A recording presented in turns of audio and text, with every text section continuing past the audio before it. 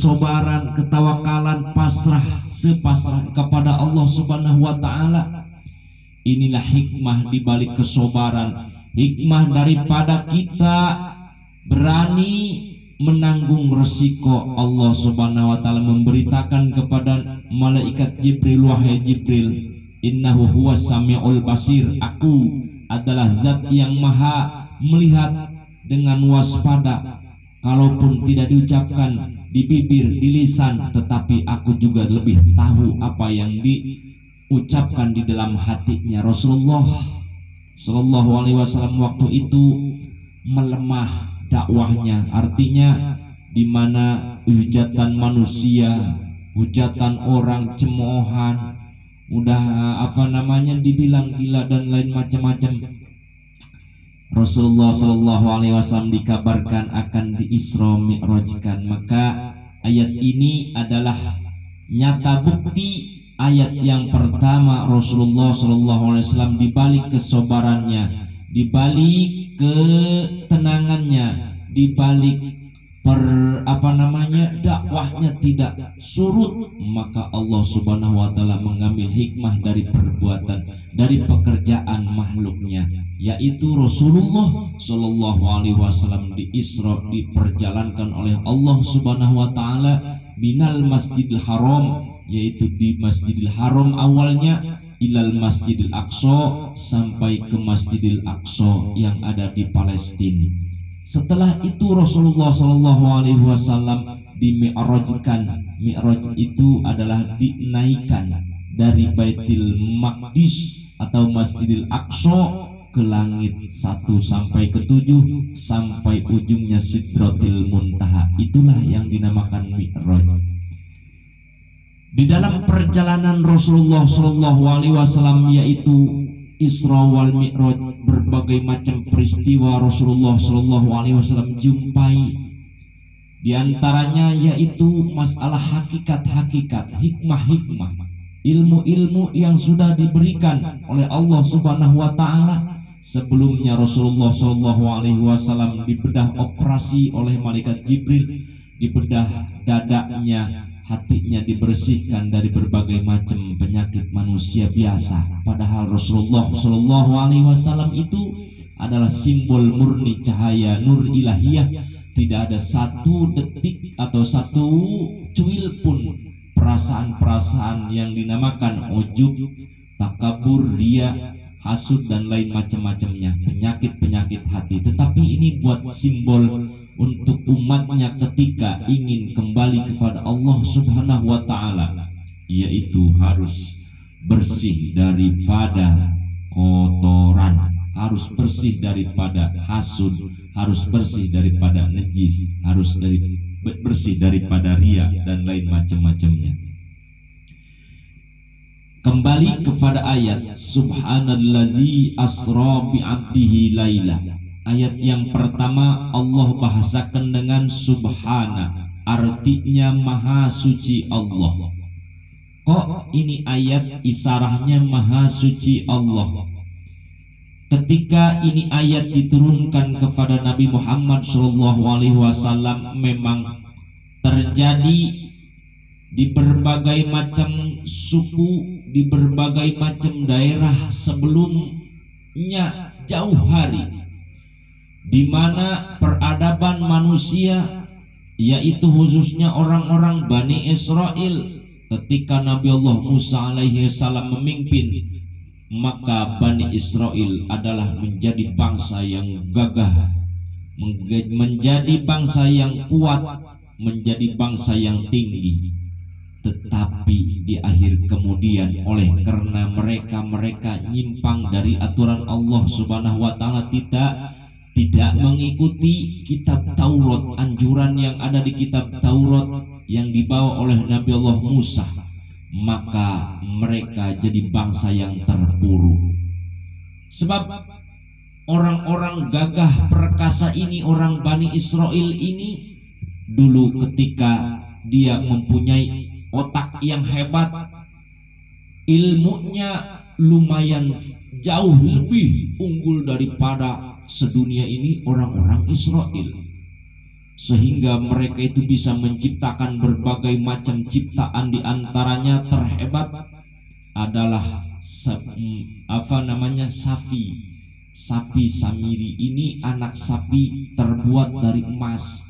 Jadi emas orang Bani Israel itu dikumpulkan, dicetaklah menjadi anak sapi dan bisa bicara. Inilah hebatnya orang Bani Israel ini. Jadi mereka apa? Ketika sudah otaknya semakin pintar, maka kebelingar dijadikanlah Tuhan.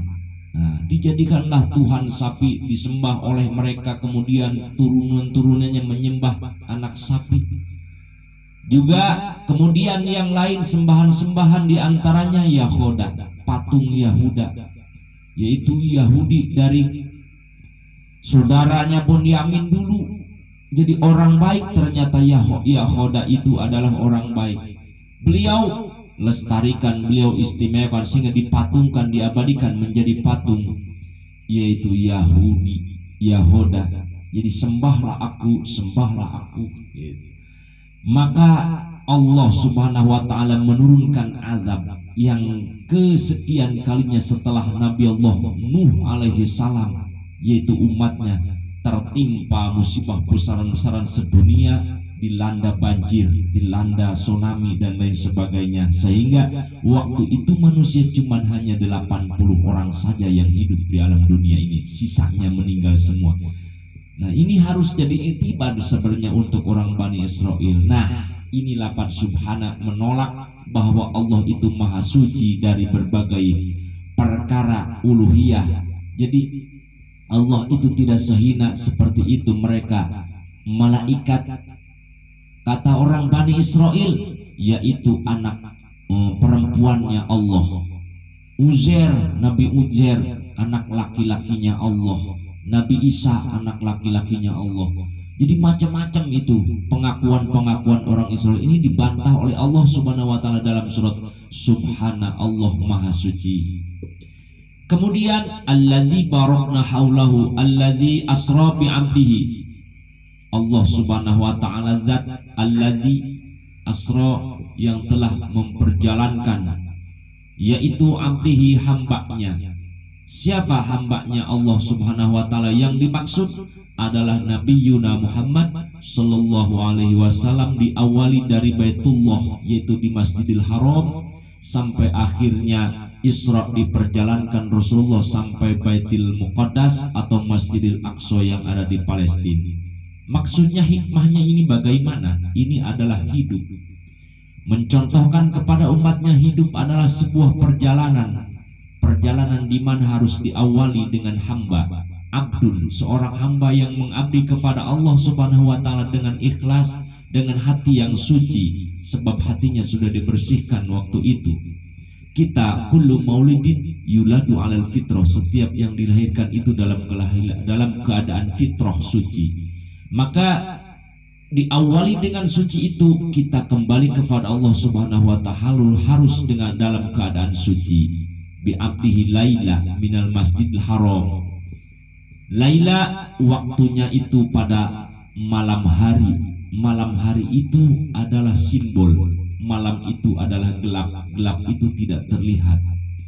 Maka Rasulullah SAW memberikan metode ketika kita ingin jadi manusia yang suci, yang bersih, yang diakui hamba oleh Allah Subhanahu wa ta'ala. Kita harus keluar dari kegelapan menuju cahaya Allah Subhanahu wa ta'ala, yaitu minaz dzulumati ilan nur, dari kegelapan menuju cahaya yang terang menerang, dari kegelapan, dari kebodohan, dari kejahilian menuju kepada ilmu Allah Subhanahu wa ta'ala yang dibawa oleh Rasulullah SAW dalam undang-undang Al-Quranul Karim. Itulah kita harus minaz dzulumati liyukhrijakum minaz dzulumati ilan nur.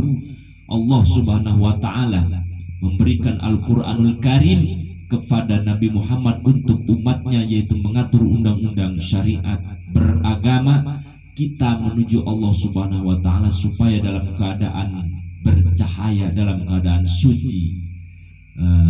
Lailam minal masjidil haram ilal masjidil aqsa. Awalnya suci, akhirnya Masjidil Aqsa itu masjid yang suci dua.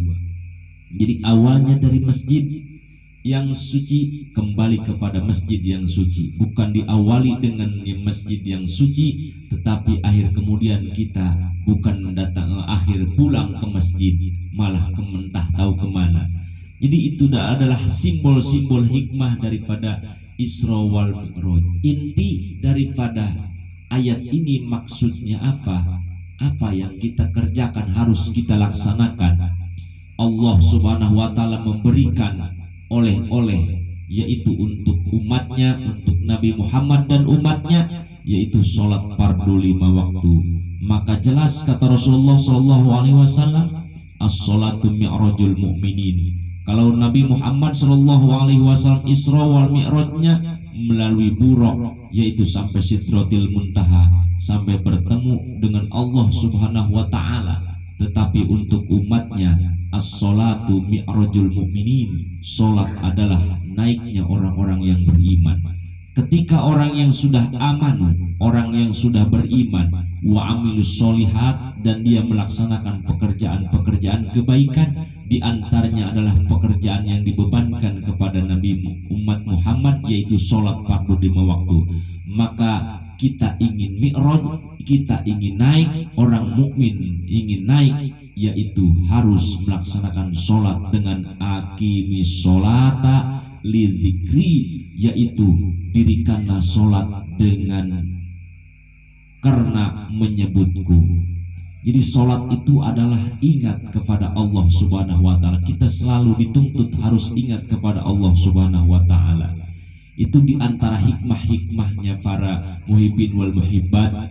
Isra wal Mi'raj ini awal perjuangan umat, awal perjuangan di mana derajat-derajat seseorang akan naik. Sebab ini sudah dibuktikan oleh Allah Subhanahu wa taala melalui maqam Rasulullah Shallallahu Alaihi Wasallam atau derajat Rasulullah yang tertinggi, yaitu Isra wal Mi'rajnya dari Masjidil Haram sampai Sidratil Muntaha, Mi'rajnya sholat yang dibawa. Jadi kita harus mencontoh Rasulullah, yaitu kita diwajibkan mencontoh Rasulullah, karena ketika kita mencontoh metode Rasulullah, pelaksanaan sholat seperti Rasulullah dan lain sebagainya, insya Allah kita bisa mi'raj ke Allah Subhanahu wa taala dalam keadaan suci, dalam keadaan selamat, tidak ada satu apapun. Maka ketika seseorang sholatnya sudah naik hatinya, fokus melaksanakan sholat, itu awal daripada mi'rajnya seseorang. Tetapi ciri orang yang belum mi'raj ketika takbiratul ihram, Allahu Akbar, sholatnya tidak niat, hatinya kemana-mana, bahkan dia pikirannya ke urusan dunia, itulah orang sholatnya belum naik atau sholatnya belum mi'raj. Maka Rasulullah pantas menyebutkan as-sholatu mi'rajul mu'minin. Ketika seseorang tidak akan menguasai dirinya, tidak ingat siapapun illallah kecuali Allah, itulah tanda orang yang mi'raj.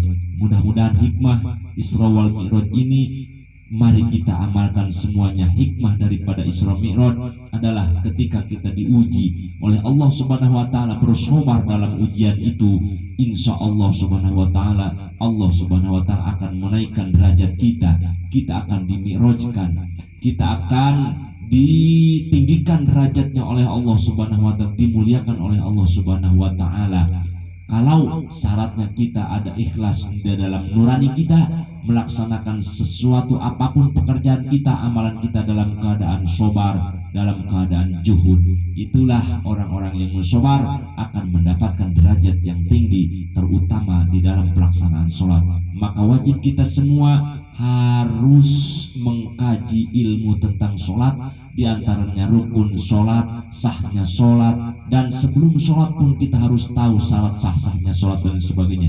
Insya Allah dengan ilmu fikih syariat kita akan bisa mi'raj kepada Allah Subhanahu wa taala, dan akhirnya hikmah ini Allah Subhanahu wa taala akan memberikan piala kepada kita semua, piagam kepada kita semua atas kesabaran kita, atas keikhlasan kita. Apa piagam dan piala dari Allah Subhanahu wa taala? Yaitu adalah a'dhamu darajat, derajat yang paling agung, derajat yang paling tinggi di sisi Allah adalah Al-Jannatul Firdaus, yaitu sorga pialanya, sorga atau apa namanya, bonusnya adalah sorga Firdaus. Sorga di mana Firdaus itu adalah sorga yang sangat tertinggi daripada derajat-derajat. Amin. Mudah-mudahan kita semua mengambil hikmah dari Isra wal Mi'raj ini. Artinya kita selalu melaksanakan pekerjaan yang diwajibkan oleh Allah Subhanahu wa taala dalam hal apapun, dalam keadaan apapun, situasi apapun, kita terus melaksanakan kewajiban itu adalah sholat fardu 5 waktu. Hadanallahu wa iyyakum ajma'in. Assalamualaikum warahmatullahi wabarakatuh. Waalaikumsalam warahmatullahi wabarakatuh.